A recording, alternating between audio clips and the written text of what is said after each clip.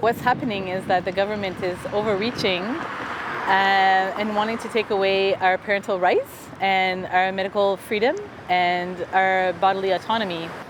A lot of people, I don't think even are aware, and I think it's important that we start really talking, and in a way this bill has been a bit of a gift because it has brought up the conversation. And so it's important to me because, well, it's our constitution, it's our rights. My name is Diane Doucette. I am from the Bathurst area in the village of Nigadoo. I'm here in Moncton today in support of medical freedom, speaking out against Bill 39, which is the removal of vaccine exemptions to attend public school for children. Ever since that the bill has been introduced, we're feeling cornered. The issue has been very one-sided in the media. It hasn't been fair. People have been portrayed in a very negative light. Anybody who opposes this bill is labeled an anti-vaxxer as being dangerous to society, and it's so not the real picture of what is going on. Who's doing that? The media and Mr. Dominic Carty, our Minister of Education, who is pushing this bill. Why is the Minister of Education pushing a medical bill? I question his motives. Why? I think it's an agenda that's not New Brunswick specific. It's going on everywhere, all over the world simultaneously. There's similar laws and bills being pushed everywhere, removing exemptions to mandate vaccines on people. It's happening in California, it's happening, they're introducing it in BC, they're talking about it in Ontario. Like, it's everywhere, and it's all at the same time, so it can't be coincidental being a New Brunswick thing. I think they exploited measles in order to push a pharmaceutical agenda, period. If we go back to New Brunswick, specifically where it started here in New Brunswick, it started at a the annual teachers meeting at Villa Madonna in Rosse, and they had said that there were 2 individuals that were infected with it. The individuals and anybody in the vicinity of these individuals needed to be vaccinated, and these were all teachers.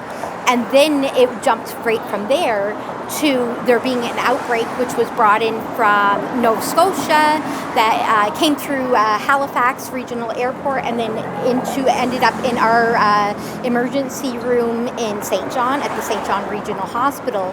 And from there it jumped to, we now have an outbreak, and I think it was less than 2 cases at that point, and then they started vaccinating them through KVHS, and the next thing you know, we have 12 individuals as this outbreak. An outbreak is not defined by 12 individuals. I think they jumped on this one. Personally speaking, to the individuals that were infected, they received the vaccine, and then they were infected with the measles, a measles type illness.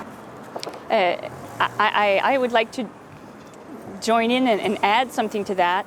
The way the media has portrayed everything, I am certain, that's my opinion, that if it would have been people that were unvaccinated, it would have been front page news exploited to the max to push this agenda even forward, even with more support from the public.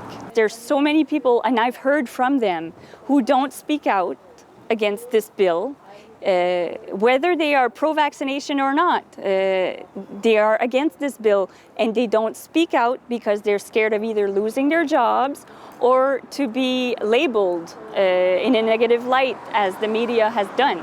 There's a demographic that has been ignored, and it's out there. It's the demographic that are pro-vaccine and pro-medical choices. I've heard from so many people say, yes, I'm pro-vaccines, but I'm really not for this mandate. But I have never heard a mention of these people in our media.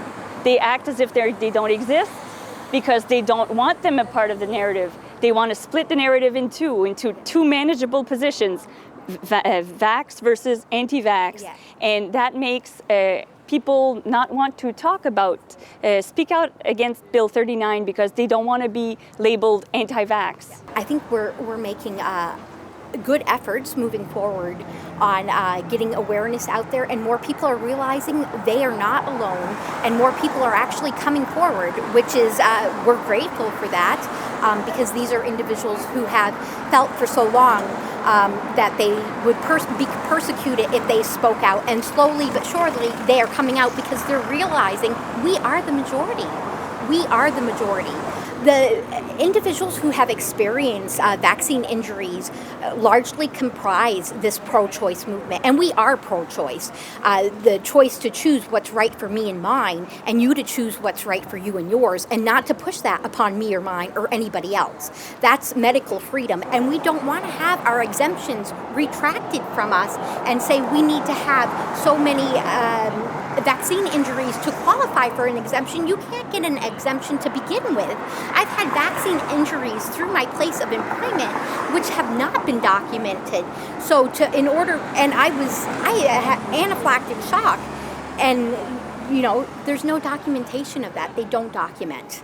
It's so in order to get this bureaucratic exemption that CARDI is calling for, we won't be able to get that. When the government potentially can decimate the relationship between a patient and his or her doctor, it's very dangerous. It's a sacred relationship, and making choices about our body, what kind of medication we want to take or not take, it's very individual, and it's important to protect those rights. I'm very saddened that I actually have to be here to fight for it. I think it's really sad, but at the same time, there's nothing more important. Here we go.